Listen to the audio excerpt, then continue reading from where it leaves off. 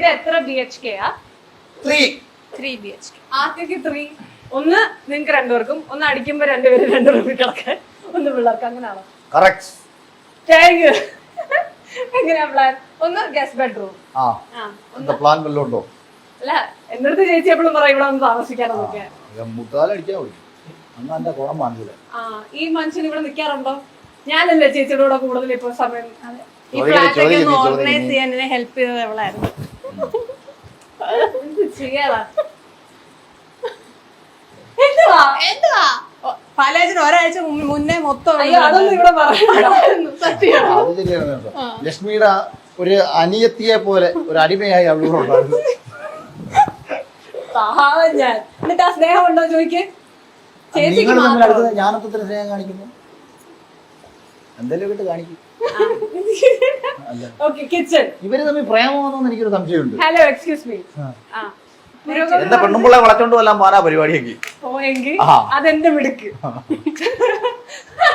നമ്മളെ വീടിന്റെ കാര്യം പറഞ്ഞപ്പോഴാണ് അതായത് ഇത് ഈ പരുവത്തിലാക്കി തന്ന ഒരു സുഹൃത്തിനെ എനിക്ക് ഈ കൂട്ടത്തിൽ പരിചയപ്പെടുത്തണം കേട്ടോ. അതുകൊണ്ട് അതാണ് എനിക്ക് ഇതിന്റെ കാര്യങ്ങളും ഡീറ്റെയിൽസിനെ കുറിച്ച് അറിയത്തില്ല. ഞാൻ പറഞ്ഞു ഞാൻ ഒരു 14-15 ദിവസം സമയമുണ്ട്. അതായത് നീ കണ്ടയാണല്ലോ. അപ്പം നമുക്ക് അങ്ങനെ എൻ്റെ ഒരു സുഹൃത്തുണ്ട്, പുള്ളിയാണ് ഇത് മൊത്തം ഈ പരിപാടി നമ്മൾ സെറ്റ് ചെയ്തത്. പുള്ളി ഒന്ന് വിളിക്കുന്നുണ്ട്, നിങ്ങൾക്ക് ബുദ്ധിമുട്ടൊന്നും. പുള്ളിയുടെ അപ്പൊ ഇതിനകത്ത് സെറീന ആക്ച്വലി സ്പെഷ്യലായിട്ട് എനിക്ക് പുള്ളിയെ പരിചയപ്പെടുന്നത്. അജരാജ് എന്നാണ് പേര്. ഇറ്റേറ്റ് എന്ന് പറയുന്ന ഒരു കമ്പനിയുടെ ഓണറാണ്. അവരാണ് ആർക്കിടെക്ട്സ് നമ്മുടെ മെയിൻ. അപ്പൊ ഇതിൽ എനിക്ക് സ്പെഷ്യലായിട്ട് ഇതേതോടെ നന്ദി പറയാനുള്ള മറ്റൊന്നും കൊണ്ടല്ല, ഒരു 14 ദിവസം സമയം നമ്മൾ എടുത്തിട്ടുള്ളൂ അല്ലേ? ടോട്ടൽ പ്ലാനിങ് ഉൾപ്പെടെ നമ്മളൊരു 20 ദിവസം എടുത്തത്. 5 ദിവസം ഡിസൈനിങ്ങിനും ബാക്കി 14 ഡേയ്സ് വർക്കിന് വേണ്ടി. അതായത് നിങ്ങൾ കണ്ട ഇതിങ്ങനെ കിടന്നതല്ല, ഇത് ആക്ച്വലി ഫർണിഷ്ഡ് ഫ്ലാറ്റ് ആയിരുന്നു. ഞാൻ വാങ്ങിയത് തന്നെ ഫർണിഷ്ഡ് ഫ്ലാറ്റാണ് വാങ്ങിയത്. ഫർണിഷ്ഡ് ഫ്ലാറ്റ് വാങ്ങിയിട്ട് പിന്നെ ഇത് പൊളിക്കണം. സംഭവം പ്ലെയിൻ ഫ്ലാറ്റ് ആണെന്നുണ്ടെങ്കിൽ ഇവർക്ക് പണിയാൻ കുറച്ചൊരു എളുപ്പമാണ്. അപ്പോൾ ഞാൻ ഇവരുടെ തന്നിട്ട് പറഞ്ഞു, നിങ്ങളൊരു കാര്യം ചെയ്ത് വീഡിയോ എടുത്ത് വെച്ചാൽ നമുക്ക് അല്ലാതൊരു വീഡിയോ ഇടാം. അതായത് അങ്ങനെ ഈ പൊളിക്കുന്നത് എടുക്കുന്നത് ഇങ്ങനെ 1 day 1 day 2 day 3 എന്ന് പറഞ്ഞപ്പോൾ ഇവിടെ നീ ഉൾപ്പെടെ പല ആൾക്കാരും വന്നു കണ്ട് ഫ്ലാറ്റിന്റെ അസോസിയേഷനെ പലരും വന്ന് വെച്ച് പണി തീരുമെന്ന്. എനിക്ക് തലേ ദിവസം പോലും എനിക്ക് ഉറപ്പില്ലായിരുന്നു. നന്ദിയും കൂടെ പറയാനാണ് വിശേഷങ്ങൾ ചോദിക്കുന്നത്. പിന്നെ ഇതിനകത്ത് നമ്മള് ഇവന്റെ ഫ്ലോറിംഗ് എല്ലാം ടൈൽസ് ആയിരുന്നു.